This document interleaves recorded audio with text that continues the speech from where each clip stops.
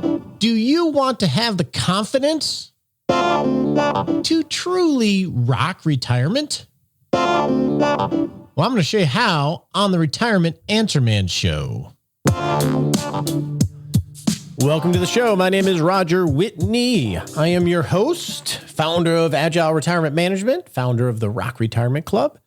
And I love hanging out with you every week to noodle on how do you get the confidence to rock retirement. This month is a series on retirement planning for non-planners. Started last week. So this is really for people that just aren't into this. Perhaps it's your spouse, perhaps it's you. And so our goal here is to be lingo free. We're not going to get down in the weeds of anything.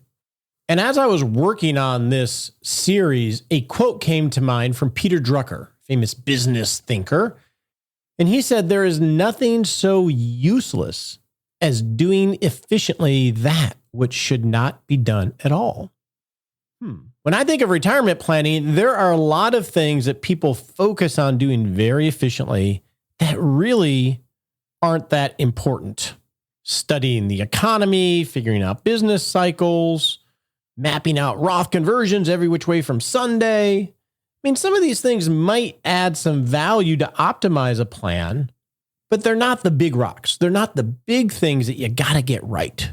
And so this series is hopefully helping identify those big rocks. So if you're a non-planner and you're working with a financial advisor or a financial planner, these are the things you want to focus on in your questions and understanding, which means that if these things aren't the things that are being focused on, you need to ask these questions and wonder why they're focusing on all these things that really aren't near as important. Because if you don't get these right, nothing else matters. And this could be because you're working with a financial planner or it's your spouse that's doing this. Now, if you are the manager of the household, either because you're single or it's your obligation within the household, my suggestion would be is to think through this to make sure that these are the things that you focus on when you have the little conversations. So both parties, in the sense if there's a relationship, are well informed and they can help in the decision making. And we're going to try to keep the lingo out of the house, except for maybe the question and answer session. Now, last week we talked about setting goals, which is essentially, here I am, I'm getting ready to retire.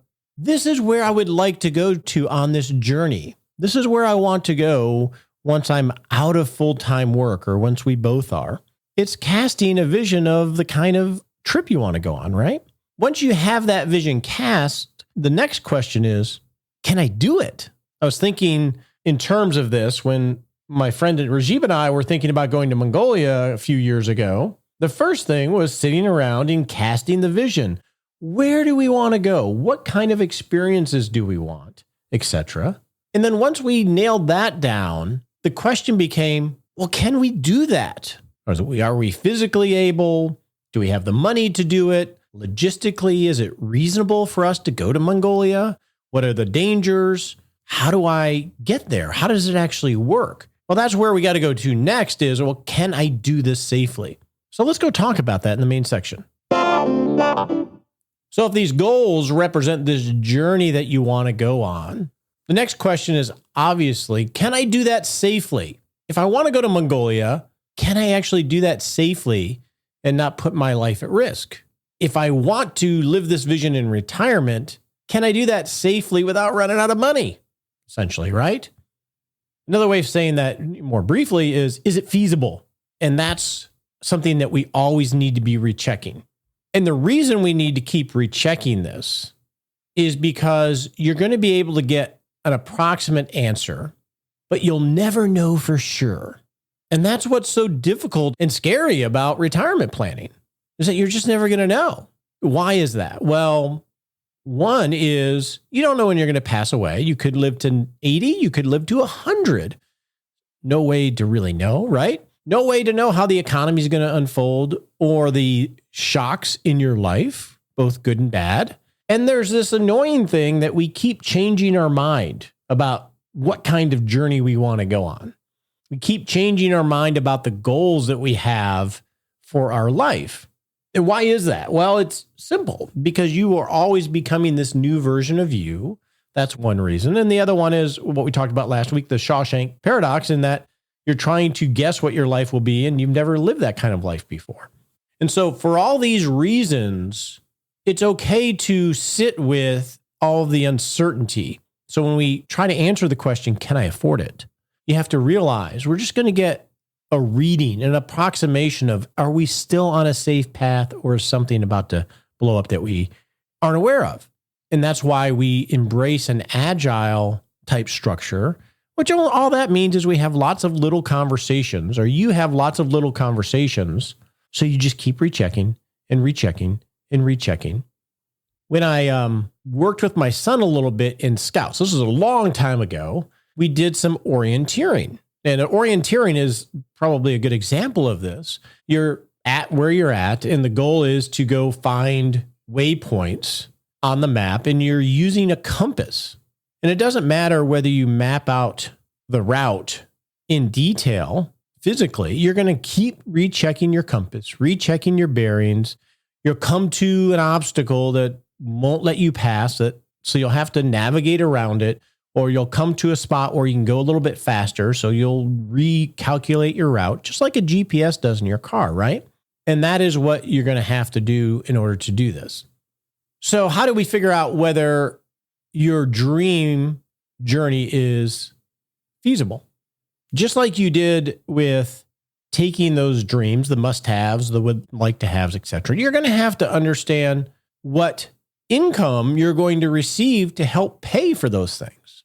And so Social Security is one that we're all very familiar with. That's going to provide some income for you or you and your spouse if you're married. So that's going to be a source of income to pay for this journey. And then if you have a pension, which is just a guaranteed payments that you receive from a company, that's going to help pay for the journey. If you have part-time work, that's going to help pay for the journey.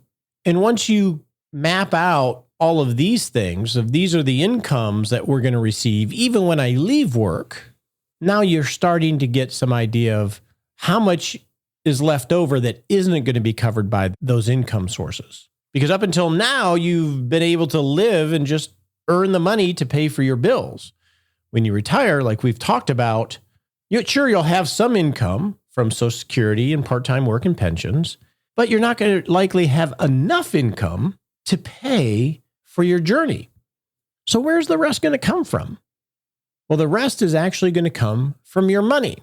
No doubt you have maybe a 401k account, an IRA account, a Roth IRA account. And if you're a non-planner, you may not even know why you were setting these up. You get it. You're saving for the future, right? That's generally what we're due, probably for decades. Well, retirement is the future. That's when you need the money.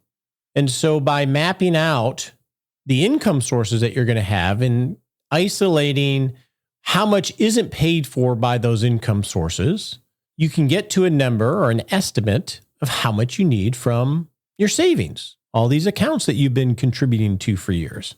One way to think about those accounts is back when you saved that dollar, maybe it was 10, 20, 30 years ago, back when you saved that dollar, you and your family earned that dollar from your work, right? And rather than spend that income, you decided to save and invest that income. So really all that money represents is income that you waited to use. Well, retirement is the time that you may need to use some of it. So once we know how much you need from your money, then we can figure out, do you have enough money to fill that gap? This is essentially what retirement planning does, is to figure this out. How much do I need for my money that's not covered by these other incomes? And do I have enough money to fill the gaps that I'm going to have year by year that I'm going to have to pay for? That's essentially retirement planning. So how do you do that? Well, that is what financial planning software is for.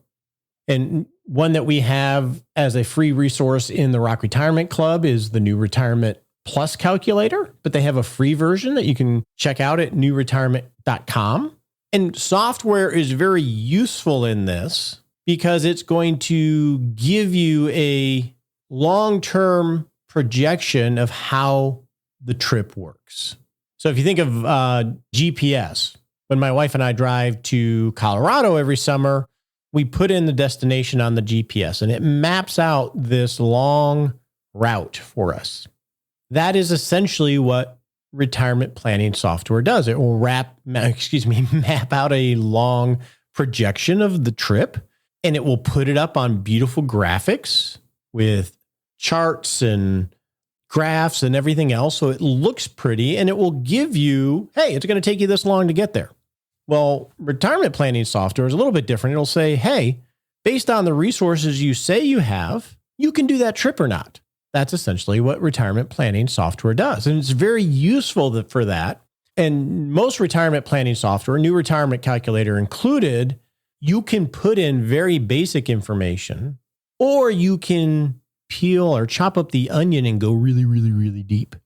You don't have to go really deep, at least initially. Or if you're the non-planner working with a financial planner or your spouse that's managing things, when they're presenting to you, this is where we're at, you can look at the planning software and at least get a read as to whether you're on a safe course, whether there's a cliff right around the corner or not. And it's important when you look at these charts and these graphs of these software programs is that you have to understand, like the orienteering example, these are like a compass. A compass can give you a reading based on exactly where you're at relative to where you want to go at a specific point in time. And just like if you're walking through the woods with a compass, as soon as you take a step, you're off course or your course has changed. So when you're using planning software, it's not deterministic, right? Once it's set, you never have to look at it again because life unfolds, right? You're going to become a different version of yourself. You're going to get a rich uncle that sends you money, or you're going to have an extra expense you didn't count on. All these things can happen that will knock you off course, either for the good or bad. And so a planning software is like a compass that you got to recheck every so often, just like you recheck a compass or recheck your GPS when you're on a long drive. Make sure you're not off course. That makes sense? And so for you as a non-planner, it's important that you have a systematic way of having little conversations in order to check your compass. Who was I talking to? It was like a few weeks ago. I think maybe a month ago. And they were telling me how they had gotten in the car and their children were following them. I may butcher this story, so this is your story. I'm sorry, but the point I think is the essence is still there. So they got into the car and they told the car to go home, the GPS, and they had like kids following them in the car behind them. Oh, I remember who this was. Yeah, James. And so they plotted their course in the GPS and the car started telling them the direction to go. And they drove for about an hour with their kids driving behind them until they realized their compass, their GPS, was set to the wrong location. They had stayed someplace and they reprogrammed it to say home was this vacation spot when home was actually, well, their house. And so they went an hour before they realized that they were off course. And they said their kids were laughing and got a great kick out of it, which is what kids do when we make mistakes, right? The point of that is that when you use a compass, whether it's retirement planning software, the quicker you can identify being off course relative to the safe journey that was mapped out, the easier it is to make adjustments. In this case, with James and his wife, they had to backtrack an hour to get even back on course. So in retirement planning, if you're the non-planner, you want to make sure that you have a systematic way of just checking and rechecking. Am I still going the right direction? Have things veered off more than I'm comfortable with? Because if you can identify that early, that gives you options. And that's one reason why we embrace an agile project management methodology. It's critical here because we can't figure any of this stuff out. So if you're the non-planner, my suggestion would be at a minimum, recheck this every 6 months with your advisor or with your spouse or with yourself. And if you're the one managing all of this, it's important for you to say, see, I checked our bearings and we're still on course. That way you can help give the non-planner the confidence. Now, these fancy charts will show you whether you're safely on course or not. But where software becomes much more, or where it becomes less useful, is in the near term. Because unlike a GPS in your car, it's not going to give you turn-by-turn instructions on the shorter midterm. And that's really important for you because we want to know we're on a long-term trajectory that's safe, and retirement planning software can help dial that in. But then where there's usually a gap with software is, okay, that's great, but what do I do next? What do I do in the next year or the next 3 to 4 years so I can navigate this journey? That's where software usually falls apart. My view is what you want to do, especially if you're close to retirement, and I think this is something as a non-planner that you want to have in front of you systematically is, especially if you're retired, how am I paying for the next 5 years? Where is that money that's going to give me my paycheck because we don't have any income anymore? We call that an income floor. Hopefully that's not a violating the no lingo policy of this month. But at a minimum, you want to be able to get the answer, whether it's from a planner or from your spouse. Okay, I see we're on this great long-term trajectory. Show me where the income is going to come from to cover the gap that's not paid, covered by Social Security, et cetera. Because that's money we don't want to have at risk.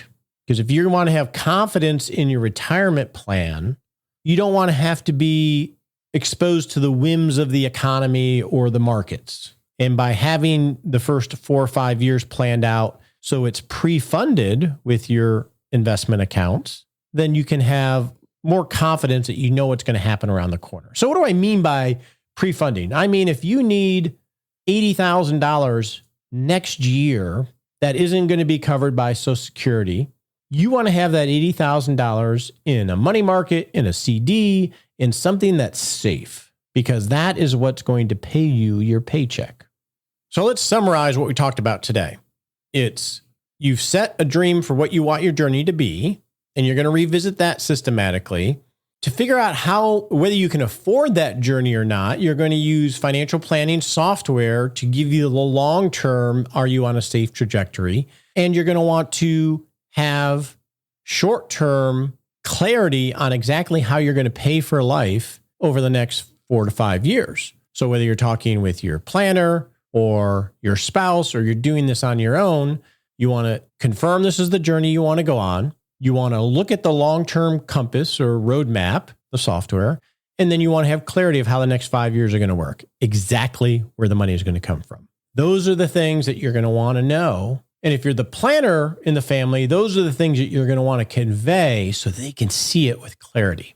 Now, next week, what we're going to talk about is all of the risks that could derail your journey and how to monitor those. But for now, let's take care of some business and we'll get to the question and answer session.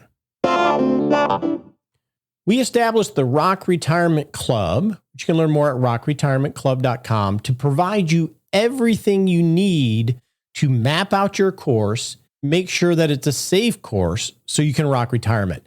We have a on-demand step-by-step course where you can take little baby steps to create your retirement plan.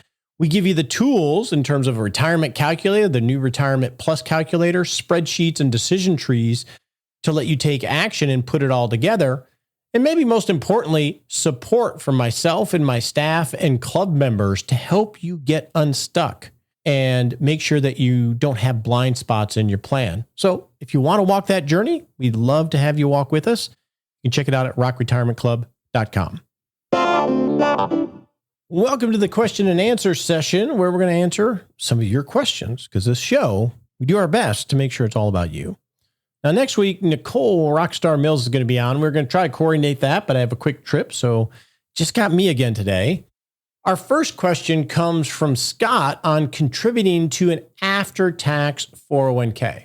Scott says he's 59. He's a year away from retiring.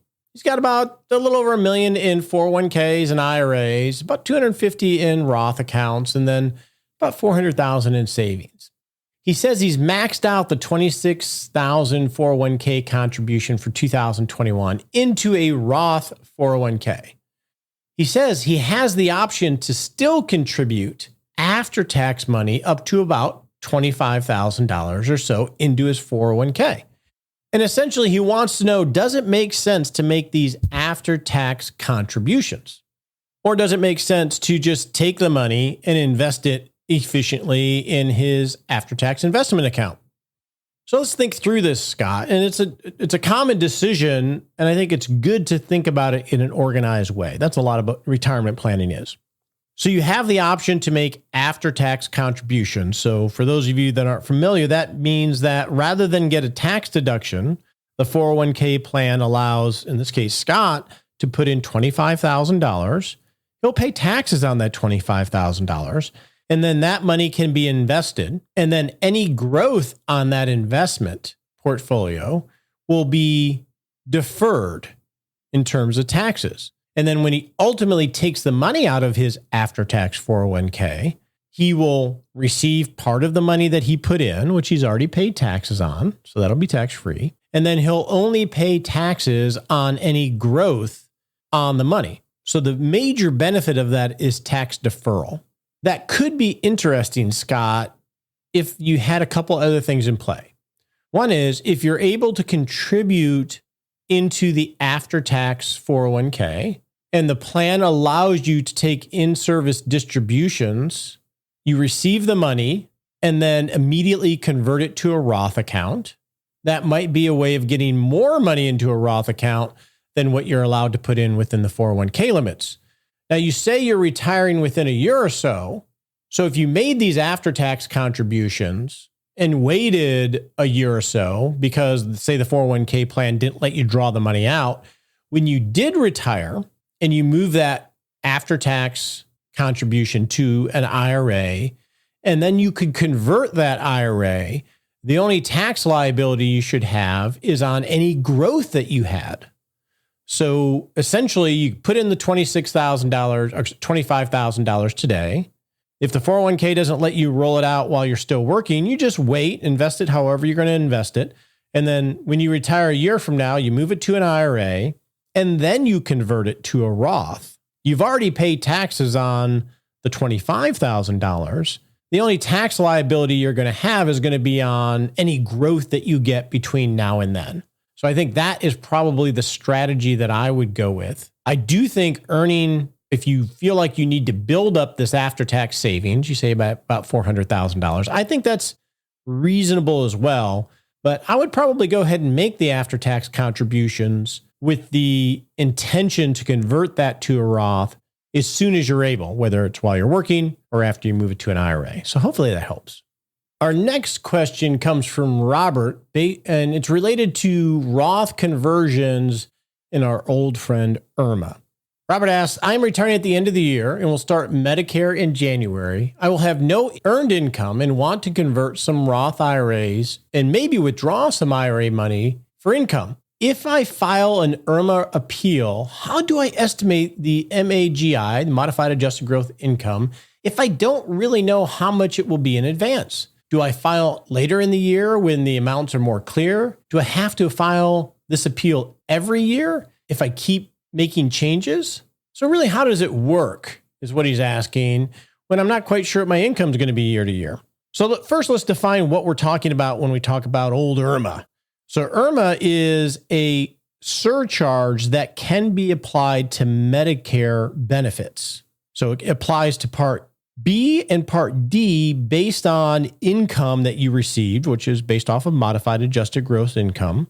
And it's the type of surcharge that happens like a cliff. So if you think of our income tax bracket, that's progressive. You pay each percentage along the way. What happens with IRMAA is, and I'm just going to look at the 2021 numbers. So in 2021, IRMAA is going to look at your income for 2 years ago. And maybe I should have said that. IRMAA looks at your income 2 years ago to base whether you're going to pay the surcharge on Part B and Part D of Medicare. So for this year, 2021, if you had earned over $176,000 as a married couple or $88,000 as a single couple, but below $222,000 as a married or $111,000 as a single, So if you're somewhere in that bracket, if you earn $176,001, you're going to be subject to an IRMAA surcharge on your Part B or Part D. So what does that mean? Well, if you earn $176,001 in 2019, you would pay an extra $59.40 a month for Part B and about $12.30 for Part D. Whereas if you had earned $599, you wouldn't own anything. So that's what we mean by a cliff. And so Robert is talking about, well, look, I'm looking at doing some Roth conversions. I'm not quite sure what I'm going to do yet. And I may appeal the IRMAA surcharge. And what he means by that is if you are subject to IRMAA surcharge because of income 2 years previous, there's a mechanism to say, hey, my situation has changed, so I shouldn't be charged this IRMAA surcharge. And the Social Security Administration considers the following situations to be quote unquote life-changing events: the death of a spouse, marriage, divorce or annulment, you or your spouse stop working or reduce your hours, involuntary loss of income, loss of pension, things like that will qualify you potentially for a pass on paying these IRMAA surcharges. And you'll notice what's in there, Robert, is Roth conversions are not a life-changing event. And this is that ripple effect when you're factoring whether I do Roth conversions or not, is let's say Robert is in 2019 and he decides to do a $200,000 Roth conversion and he's 63 years old. You fast forward, he gets to age 65. The IRS is going to look at his income from when he was 63 and say, hey, he had $200,000 in income from a Roth conversion plus whatever ancillary income. So that's where he falls in the IRMAA surcharge bracket. He's over the cliff. You can appeal to the Social Security Administration or Medicare, but Roth conversions are not a life-changing event, so you likely would not win that appeal. If you do win the appeal, then the premium is corrected. And my understanding is that they just true it up at the end of the year. So if you overpaid, some comes back to you or gets credited to you. You have the right to appeal within 60 days. So this is a really tricky thing to calculate. And each year, they're going to do a new determination as to whether you are subject to these IRMAA charges. Again, looking back 2 years. Now, I'll admit, I am not the expert in all of this. And next month, just FYI, we're going to repeat a series that we've already done, update a series, let's say it that way, on tax management in retirement. And most likely Andy Panko is going to be joining me for the whole month. I didn't ask him that yet, but that's my understanding. So I'll make sure we address this maybe a little bit more in depth than there, Robert. Our next question comes from Ron on Social Security. My wife will retire at age 62, he says, at which time she'll get a pension, about $1,200 a month. And his question is, can she start receiving Social Security based on her Social Security record early? It's age 62. That'll be about $700 a month. And then when I retire at age 68, start receiving the spousal benefit, which will be about $1,500 a month when I retire at age 68, and she'll be 67. So can she start on her benefit first while Ron continues to work and then switch to the spousal benefit, half of whatever Ron's Social Security benefit will be when Ron files at age 68? That's essentially the question. So yes, Ron, that strategy works where she could receive on her benefit at age 62. It would be the reduced benefit of $700 a month. And even if you keep working, your wages won't reduce her Social Security. So there's not a danger of that. And then when you retire at age 68, she will switch to whichever is higher, her benefit or the spousal benefit. In this case, the spousal benefit. The key there is that you couldn't do this strategy if you had already filed for Social Security. As soon as you are filing for Social Security, that's going to be deemed filing. She would automatically go to the spousal benefit. Our last question for today comes from Kristen on non-retirement accounts. Kristen says, hey, Roger, thank you so much for the amazing words of wisdom and podcast. They have truly changed my financial life for the better. Well, I'm glad that we've been able to help, and no doubt you changed your financial life for the better, and we're glad to have a little bit of voice in that. Her question is about non-retirement or cash accounts that you've already paid money on. Kristen says, I'm 62 years old, plan on retiring at 64, but delay taking Social Security until my full retirement age. I am completely debt-free. I contribute to the Roth and my deferred comp. I have a little over $300,000 in an IRA, Roth and traditional, $175,000 in deferred comp, $12,000 emergency fund. I will receive a pension of about $1,500 a month and a lump sum of about $100,000 from my IPA account. I do not have a non-retirement account and am wondering if I should open one. So that's question number one. And then she asks about a couple investment funds. And she says she's basically clueless, which I doubt, but okay. Please let me know what you'd recommend for me. Thank you so much, Kristen. So Kristen, it's really difficult to answer these kinds of questions because you really want to map this out. You want to map out, and this is a great time to do it because you got a couple of years. You want to map out a 5-year cash flow estimate. And we're sort of talking about that in the main section of today and last week. So my suggestion would be, Kristen, is to say, okay, you're 62 now.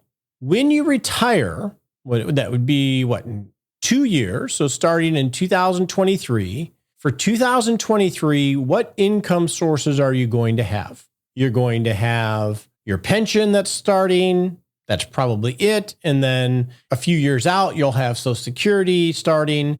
So you want to map it out for years 23 through 2028. Just create a very simple spreadsheet and map out your income sources. And then below that, what you want to map out is how much you think you're going to need to spend.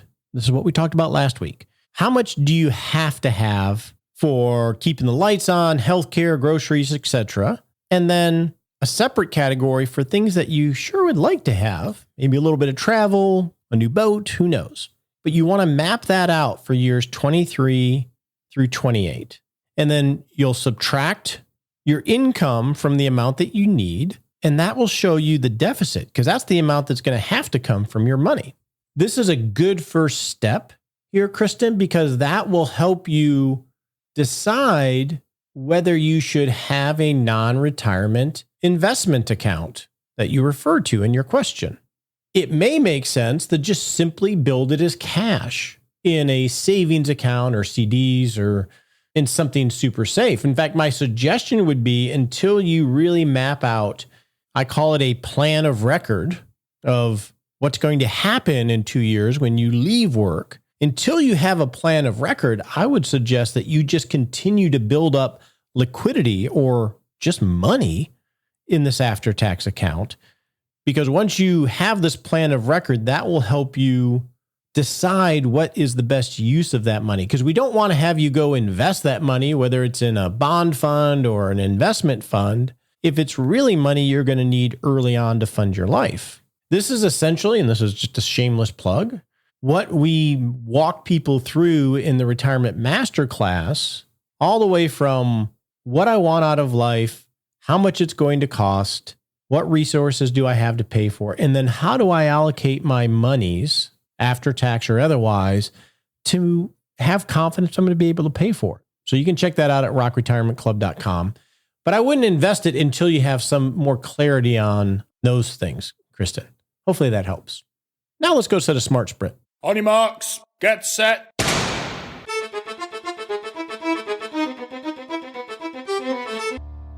And we're off to set a little baby step you can take in the next 7 days to not just rock life or retirement.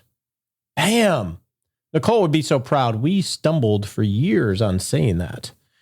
So what is a little baby step you can take over the next 7 days? So if you're a non-planner, over the next 7 days, understand the resources you have to pay for retirement. Last week, we challenged you to understand the spending that you want. Now spend a little bit of time talking to your financial planner, to your spouse who manages everything, or to sit down with yourself and map out what I just talked about with Kristen. Okay, where is this money going to come from? So you can have more confidence that you can actually afford it.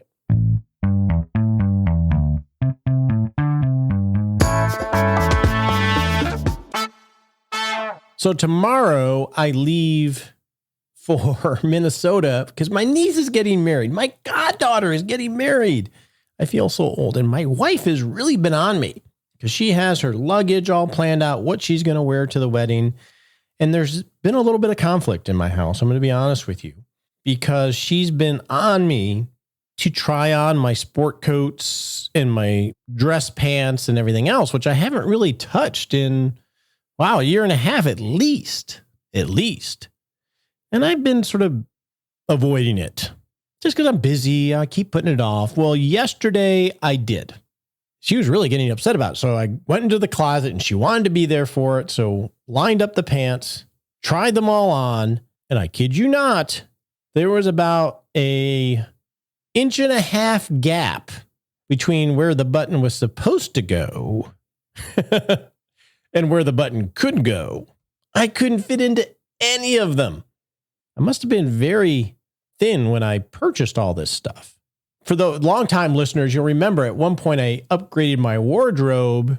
And to be honest, I fit her too. My thighs wouldn't fit because I've been cycling and doing all this other stuff. Man, how humbling. And then I tried on the sport coats. They wouldn't fit. They were tight. Now, some of that was muscle. So I built some muscle. That's good. But so now we leave tomorrow morning. I don't have anything to wear. And I'm calling my brother-in-law. It's like, do I really have to wear nice slacks and a sport coat and all this? I thought all these kids were progressive. Why isn't this on the beach or somewhere? So I'm going to blame COVID, and I'm going to blame some medication, which has sort of caused me to keep weight on. And I'm going to go with my wife to the mall, probably right after I'm done recording this, because we all know, really, at the wedding, my dressing up is so I compliment the awesome outfit that she's chosen. So wish me luck on my shopping and on my weight loss regimen. Hope you have a great week.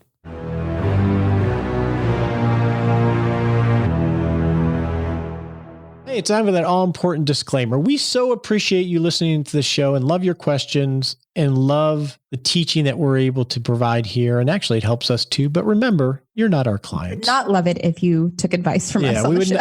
We would not love it if you took advice from us on the show. Realize this is helpful in education. Talk to your legal advisor, your tax advisor, or your financial advisor before you make any decisions. We appreciate you joining us today for this episode of Retirement Answer Man. Be sure to visit rogerwhitney.com/answers to access the Retirement Answer Library with over 30 checklists to help you make the most of the only life you have. Remember, you have more power than you realize to create an amazing life starting today with Retirement Answer Man. The opinions voiced in this material are for general information only and are not intended to provide specific advice or recommendations for any individual. All performance referenced is historical and no guarantee of future results. All indices are unmanaged and may not be invested into directly. Have a wonderful day.